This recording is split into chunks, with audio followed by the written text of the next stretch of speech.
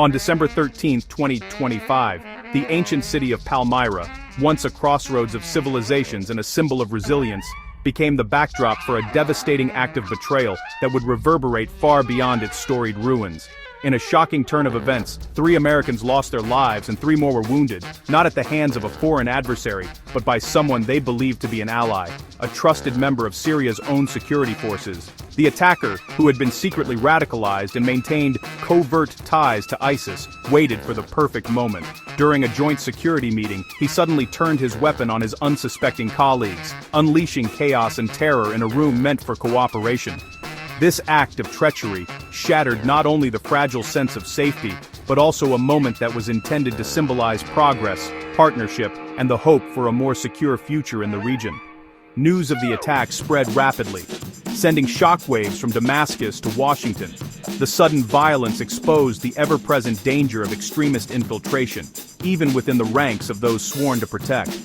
Security forces responded with swift and decisive action, quickly neutralizing the attacker, but the damage, both physical and psychological, had already been done, leaving scars that would not soon heal. The loss of American lives on Syrian soil sent ripples of grief and anger through the U.S. military community, and raised urgent, difficult questions about the risks and realities of working alongside local partners in a volatile environment.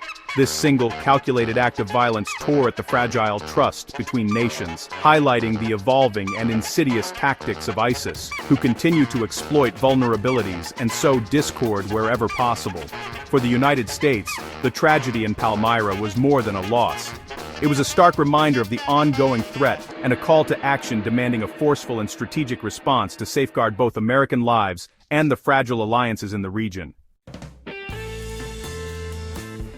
The nation soon learned the names behind the headlines: Sergeant William Nate Howard, Sergeant Edgar Torres Tovar, and Ayad Mansour Sakat. These were not just names in a news report, but real people with families, dreams, and stories of their own. Their faces appeared on television, screens, and in newspapers, their lives suddenly thrust into the national spotlight as the country grappled with the reality of their loss. Sakat, a civilian interpreter, stood shoulder to shoulder with American soldiers, navigating the complexities of language and culture in a region marked by conflict.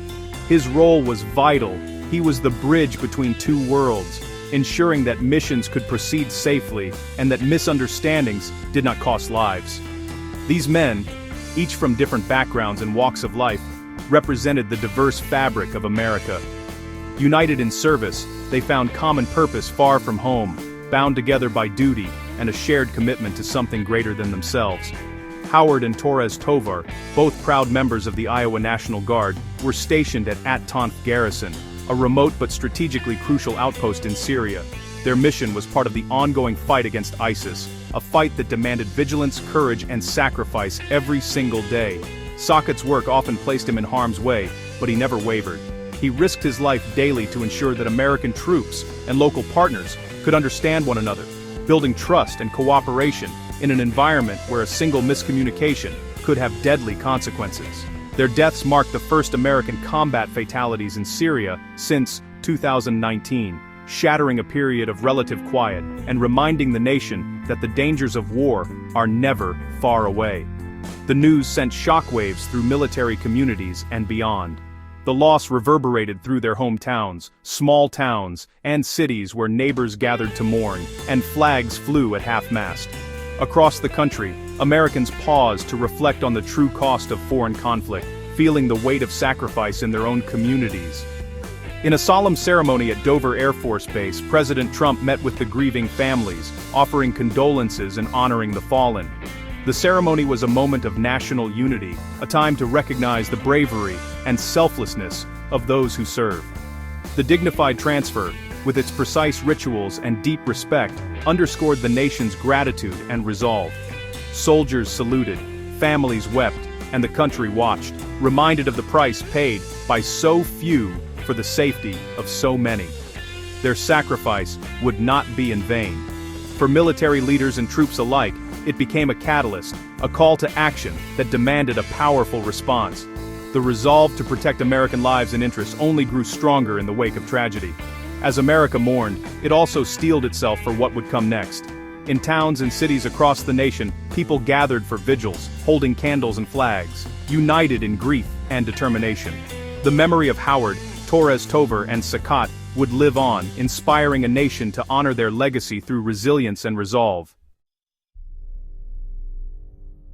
America's answer was swift and overwhelming. In the wake of the attack, the United States wasted no time in mobilizing its military might. The world watched as American forces prepared for a decisive response, determined to send a clear message to those who threatened its citizens and allies. On December 19th, Operation Hawkeye Strike launched, targeting ISIS with a massive wave of airstrikes across central Syria.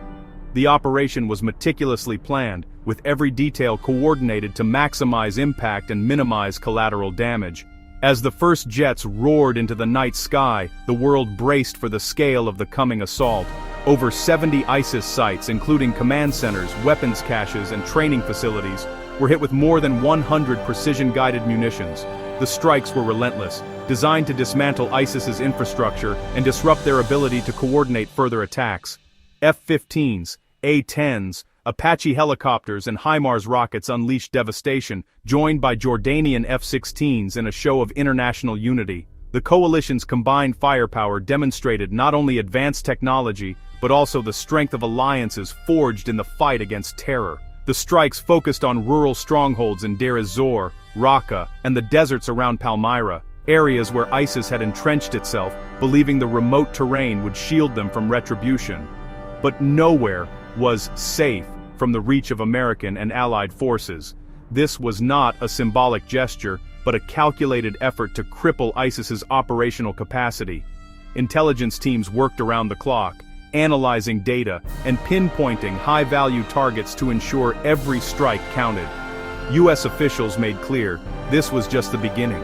The Pentagon emphasized that the campaign would continue until ISIS's ability to threaten the region and the world was eliminated. The message was unmistakable. Attacks on Americans would be met with overwhelming force.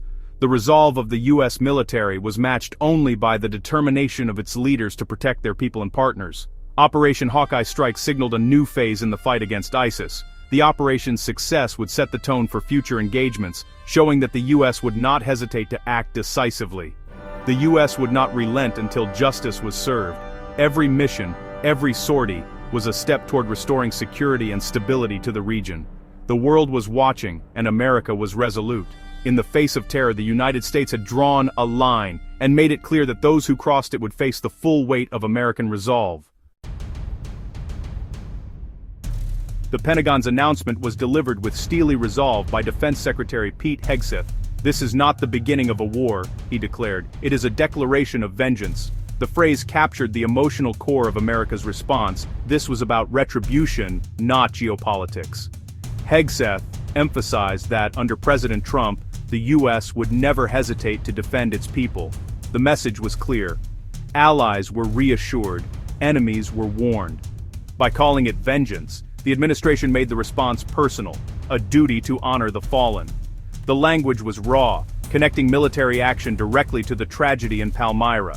This was not just strategy, it was justice. The declaration set the tone for all communication from Washington, framing the strikes as a necessary and just consequence. America's vow was unmistakable. Attacks on its people would never go unanswered. From the White House, President Trump echoed his defense secretary's words with characteristic force. He promised very serious retaliation, and Operation Hawkeye Strike delivered. Trump's warning to ISIS was blunt: "You will be hit harder than you have ever been hit before if you, in any way, attack or threaten the USA." This was not diplomacy but a direct challenge. The president's visit to Dover Air Force Base, meeting the families of the fallen, underscored the personal cost of the tragedy. The administration spoke with one voice. Justice would be swift and overwhelming. America's position was clear: remembrance for the victims, and a promise of overwhelming force against their killers.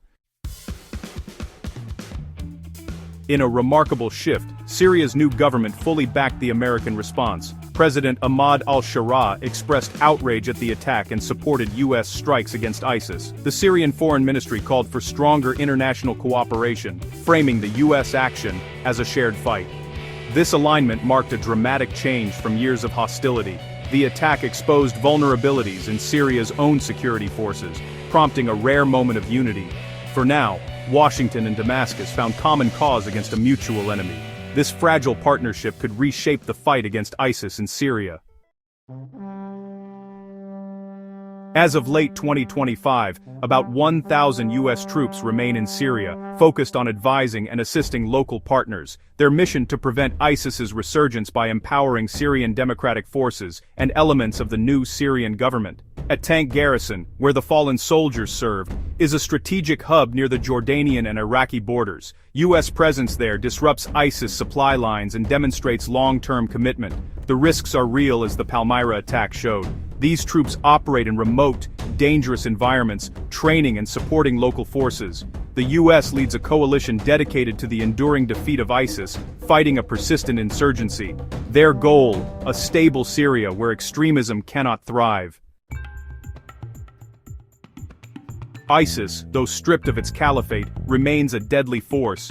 U.S. intelligence estimates up to 3,000 militants still operate across Syria and Iraq, adapting to insurgency tactics. The Palmyra attack was a chilling example of their evolving methods. Since 2023, U.S. and partner forces have conducted dozens of operations, detaining or killing key ISIS members. Recent raids destroyed weapons caches and disrupted plots, but the threat endures. ISIS claimed new attacks even after Palmyra, proving its continued reach. The group's shadow still looms, demanding constant vigilance. Operation Hawkeye Strike marked a turning point in U.S. Middle East policy. The scale and ferocity of the response reasserted American resolve and deterrence. Unexpected cooperation with Syria's new government opened doors for joint action against ISIS. Yet risks remain. ISIS may adapt, and the new partnership is untested. The tragedy in Palmyra brought the war in Syria back into focus, reminding the world that the fight against extremism is far from over. The sacrifice of Howard, Torres Tovar, and Socket underscored the human cost of this conflict. America drew a new line in the sand, defining a new chapter in its war on terror. The world is watching as the story continues.